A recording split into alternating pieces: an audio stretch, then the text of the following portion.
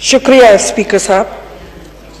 Speaker साहब, आज यौम अली भी है और कुछ ऐसे हालात और मीडिया पे जो मैं इस वक्त देख रही हूं और जो यहाँ इजलास में 2 सेशंस में मैंने देखा, तो मैं ये उनके अल्फाज यहाँ पे बोलना चाहूंगी। The disease of the heart is worse than the disease of the body. यकीनन पूरी दुनिया में फैला हुआ पेंडेमिक जो हमारे जिस्मों को जरूर इफेक्ट कर रही है, लेकिन जो नजर आया इस सूरत हाल में हमारे पर्सनल एजेंडास, हमारे इंटरेस्ट, हमारे ईगोस और एक बेहिसी। स्पीकर साहब, ना हमें अपने बॉर्डर्स पे होती हुई वायोलेशन नजर आ रही है, ना हमें अपने मुल्क में जो गुर्बत इन हालात में बढ़ के कहां पहुंच गई है, वो चीखें, वो भूख से बिलपते बच्चे नजर आ रहे हैं, ना हमें अपने कश्मीरी बहन भाइयों की आवाजें सुनने में आ रही हैं।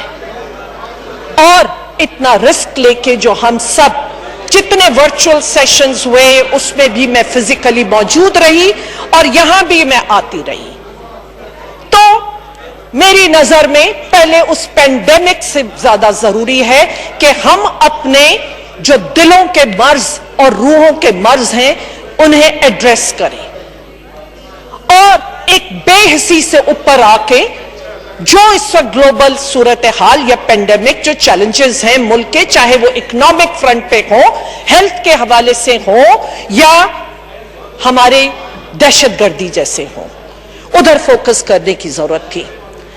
स्पीकर साहब, मैं सोचा तो था कि नहीं बोलूंगी, लेकिन ना बोलना भी गुनाह है, इसलिए मैं आज बोल रही हूं। बहुत जरूरी था कि हम एक कौम हो के इस पे फैसले करते, न सिर्फ लॉकडाउन को एक शील्ड बना के और उसके पीछे अपनी कमजोरियां और लोगों का फोकस उन चीजों से हम हटाते रहे। मैं क्विकली उन रिकमेंडेशंस पे आना चाहती हूं। लॉकडाउन एक शॉर्ट टर्म के लिए होता है, लॉकडाउन इलाज नहीं था। लॉकडाउन का मतलब यह था कि आपको वो टाइम मिल जाए जिसमें कि आप अपनी कैपेसिटीज, अपनी कैपेबिलिटीज, वो आप उसके ऊपर फोकस करें, क्योंकि हम इस पेंडेमिक ने न सिर्फ पूरी दुनिया को एक्सपोज किया, तो हम तो जाहिर है कि बहुत पीछे थे, तो हमारी हेल्थ के हवाले से, हमारी गुर्बत के हवाले से और भूख के हवाले से जो यहां पे सूरत हाल थी और इकोनॉमिक चैलेंज जितना बड़ा था वो तो खुल के सामने आ ही गया है। तो उसके लिए जरूरी था कि हम मिलके एक हम फोकस करते। लॉकडाउन ने आपको क्या दिया, मौका दिया, सूबों ने भी अपनी कैपेसिटी बिल्ड की, चाहे क्वारंटीन के हवाले से हो, हॉस्पिटल्स के हवाले से हो या उन वल्नरेबल सेगमेंट को एड्रेस करने के लिए हो, कि हमें मौका दिया कि हम अपनी कैपेसिटीज बिल्ड करें। और अल्हम्दुलिल्लाह हर सूबे ने भी फेडरल गवर्नमेंट की आज कैपेसिटीज कहीं गुना बेहतर हैं और हम उसे एड्रेस करने में कामयाब हो रहे हैं। स्पीकर साहब, सबसे पहले जरूरी है अवेयरनेस। मैं सीधा रिकमेंडेशन पे आऊंगी। बहुत जरूरी था कि हम अवेयरनेस, चाहे सूबाई हुकूमतें हो या फेडरल गवर्नमेंट हो, कि हम ज्यादा से ज्यादा लोगों को एजुकेट करें, क्योंकि ये मर्ज कोई 1 हफ्ता, 10 दिन, महीना, क्योंकि ये तो कह रहे हैं 2 साल रहेंगे, या अब शायद लाइफस्टाइल। अवेयरनेस, अडेप्टेबिलिटी और ड्यूरिंग दिस कि हमारे हेल्थ सेक्टर के ऊपर, क्योंकि आने वाला बजट जिसका सारा फोकस हमें अब ये देखना होगा कि कोविड के हवाले से कि हम अपना हेल्थ कैपेसिटी को भी फोकस करें, उसके ऊपर हेल्थ सेक्टर को फोकस करें और उसके साथ साथ सोशल सेफ्टी नेट पे फोकस करें। मैं फेडरल गवर्नमेंट को खराज तहसीन देती हूं, क्योंकि यकीनन बिस पे अगर 4.5 मिलियन थे तो आज 1,20,00,000 खानदानों को उसके जरिए एक एहसास करते हुए उन लोगों तक वो आज उनकी मदद के लिए पैसे पहुंचे हैं। और यकीन मानिए मेरे हलके में आज अगर 1 लाख से ऊपर जहां कोई मदद नहीं आ रही थी तो ये बहुत बड़ा रिलीफ है, और इसी किस्म की चीजें हमें अपने बजट में देखनी पड़ेंगी। स्पीकर साहब, यकीनन इंडस्ट्री के हवाले से एक इकोनॉमिक स्टिमुलस दिया गया है, डेली वेजेस, और यकीनन कि जो हमारे एम्प्लॉइज हैं जो एडॉक पे हैं, कॉन्ट्रैक्ट पे हैं, कि उन सबको हमें इसमें अकोमोडेट आगे देखना होगा कि आइंदा आने वाले हालात में हम उन्हें कैसे वो करेंगे। स्पीकर साहब, हुकूमत यकीनन डिफरेंट कमेटीज और डिफरेंट फोरम्स के जरिए इन चीजों पे फोकस कर रही है। मैं ये चाहती हूं, क्योंकि चैलेंजेस मुल्क में आते रहते हैं और मुल्क में आएंगे, एक चैलेंज खत्म होगा तो आपके लिए दूसरा चैलेंज होगा। आज इस मुल्क की जरूरत है कि यहां पे कोऑपरेटिव फेडरलिज्म होना चाहिए। स्पीकर साहब एक बड़े सीनियर पार्लियामेंटेरियन थे और बड़े सियासतदान जिनका मैं बहुत रिस्पेक्ट करती हूं। उन्होंने एक बात कही कि रियासत होगी मां के जैसी, रियासत होगी मां के जैसी। आज उस रियासत का क्या हाल है? आफ्टर एनएफसी, इस डिविजिबल पूल, और इसके बाद आज उस रियासत का, उस मां का हाल यह है कि उसने कहा कि मैं 60% अपने बच्चों को दे देती हूं। 60% जिसमें आप अपनी तालीम को देखें, अपनी सेहत को खुद देखें, अपने स्पोर्ट्स को देखें, क्लाइमेट को देखें और लॉ एंड ऑर्डर देखें। और उस मां ने 12 साल रियासत ने वो उन बच्चों के हवाले किया और कहा कर्ज आपके लिए, वे कर्ज मैं उतारूंगी और मैं कर्ज लूंगी और मैं आपकी दिफा के लिए, आपकी डिफेंस के लिए मैं जिम्मा लूंगी, आपकी फॉरेन पॉलिसी के लिए मैं जिम्मा लूंगी। तो स्पीकर साहब, उस मां ने जिसने निकाल के सब कुछ आप लोगों को दे दिया और फिर कहते हैं पूछे भी नहीं कि 12 साल में हमने खरबों रुपए हेल्थ, एजुकेशन और उसमें कहां किए, और आज फिर कहते हैं कि इस रियासत की जरूरत है कि वो आके एड्रेस करे। आज फिर वो मां अगर जाती है और मांगती है तो कहा जाता है घर घर जाके भीख मांग रहे।